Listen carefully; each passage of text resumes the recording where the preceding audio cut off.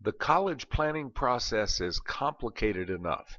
So to make this easy, we've decided to use simple forms and a simple process.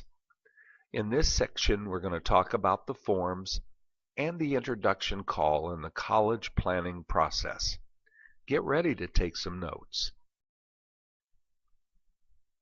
In order to receive all the documents that we use in our college planning and funding process, simply send an email to docs@powt.org.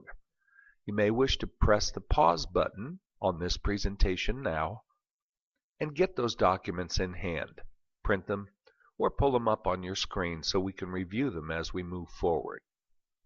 These documents will include the Student Qualification Questionnaire, the Membership Agreement, the College Selection Form, the Free Application for Federal Student Aid Fact-Finding Form, our new Membership Submission Form, and then the Coaches and Support Center will take the ball from there and keep it rolling toward our goal, which is good college planning and funding for every new member.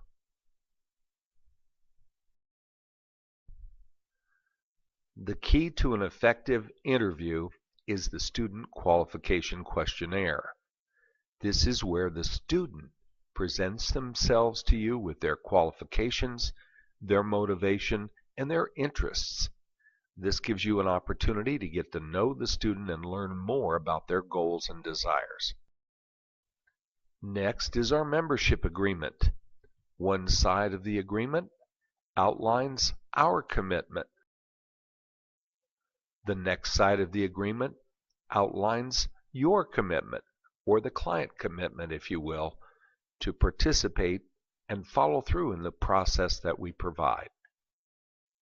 Next is the college selection form.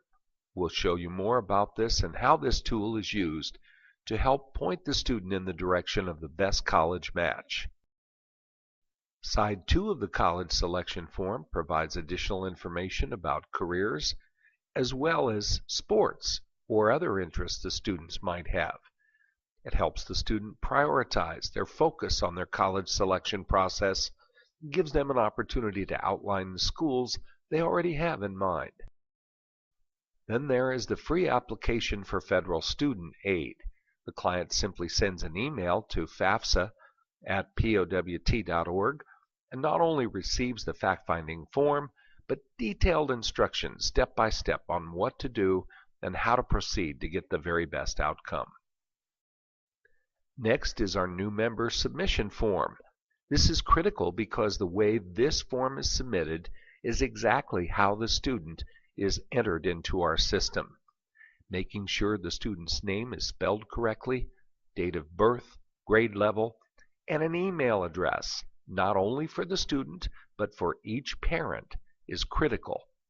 The more information you can provide on this new member submission form, the better our start will be with this family. You'll note there's plenty of room at the bottom for making additional comments and, of course, your all-important recommendation. Now we're going to talk a little bit about the funding call. The funding call keeps prospects in the pipeline. This is the key ingredient to making this process work for you, either in your business or as a community service volunteer. Having people that want help and need your guidance by having activity week in and week out is the most effective way to make this process work. Keeping your pipeline full of referrals.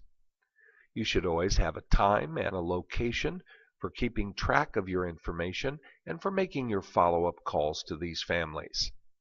Always make certain you're in the proper frame of mind, that you're relaxed, upbeat, and interested in meeting your friends and neighbors in your community.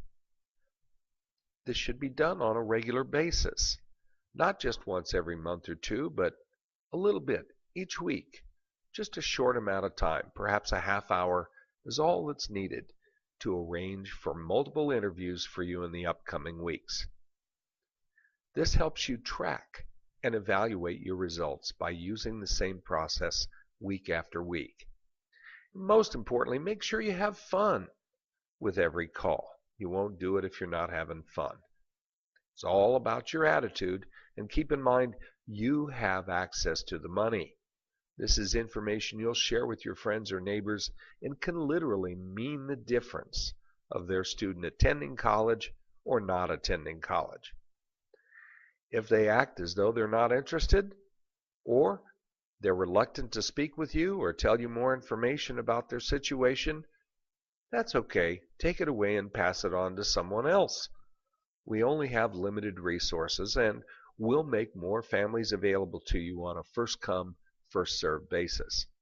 Have a plan for calling and following up with your clients, and do it on a regular basis, keeping your prospects in the pipeline.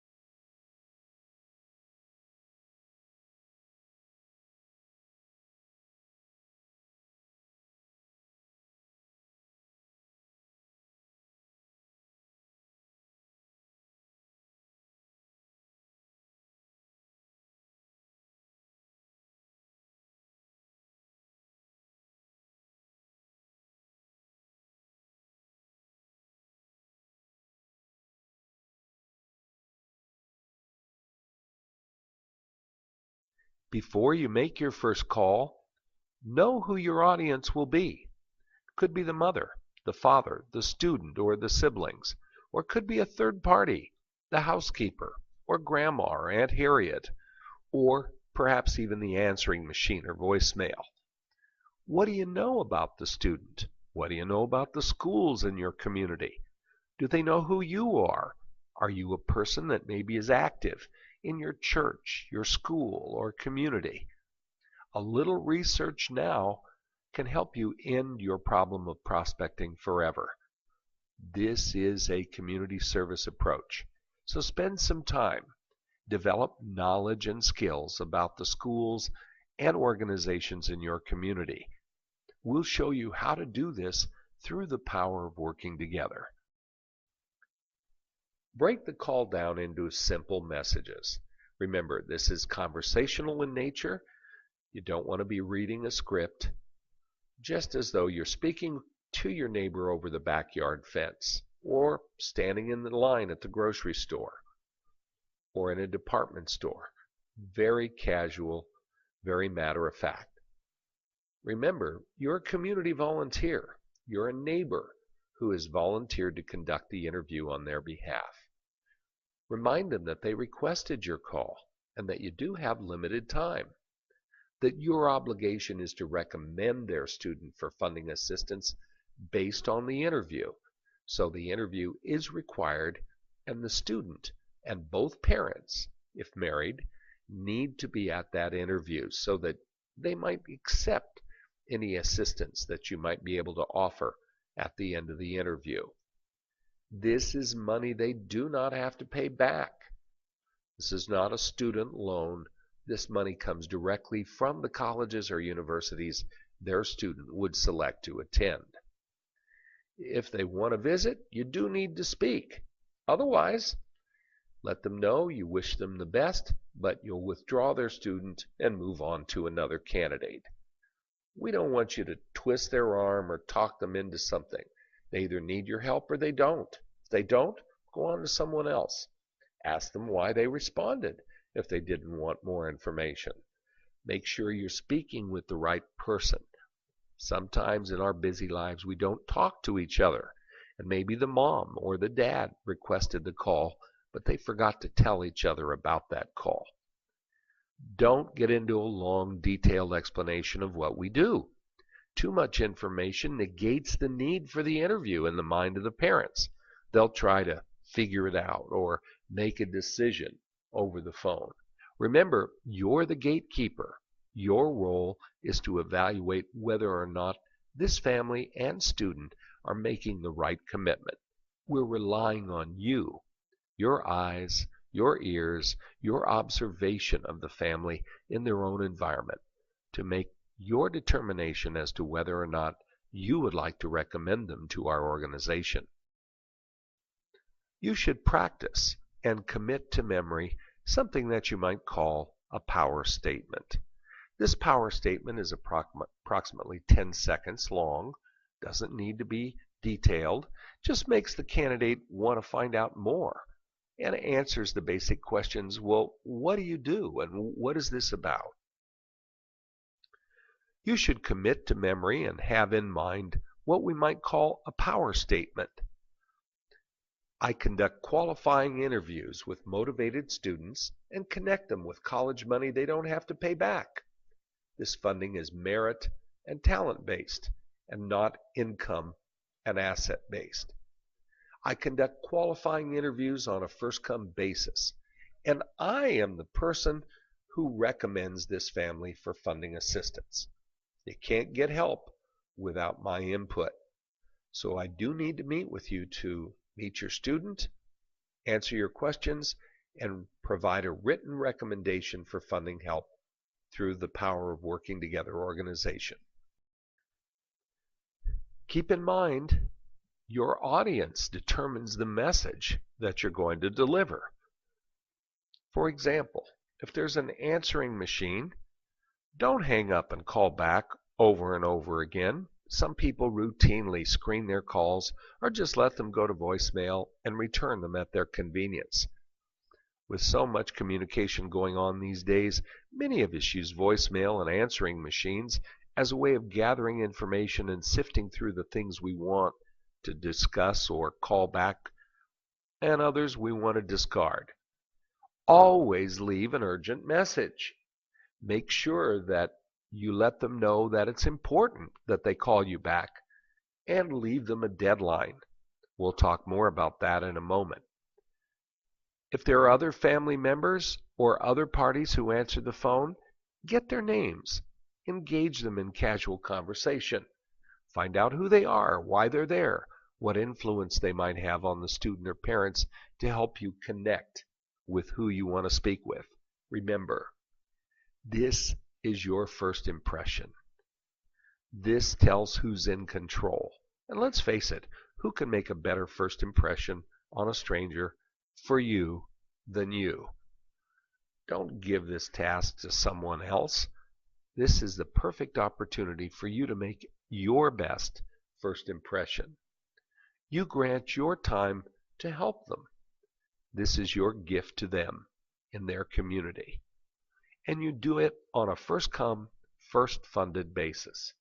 You have the resources, but you can't fill them in or make the recommendation without the interview.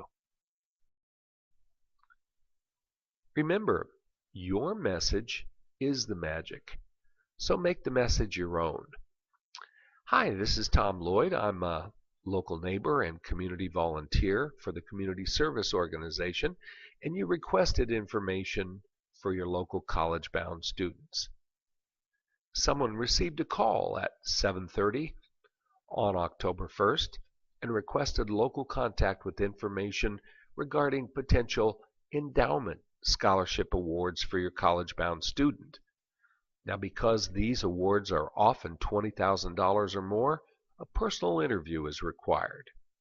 I'm the one in the community who volunteers here in Tucson who provides the application information, and I make the final recommendations for funding assistance. I do this by conducting a personal interview with your student. I'm only able to do this a few hours each week around my regular work and other activities, and I'm hoping to get this information either to you on Monday at 6 o'clock p.m. or on Saturday morning at 10 o'clock.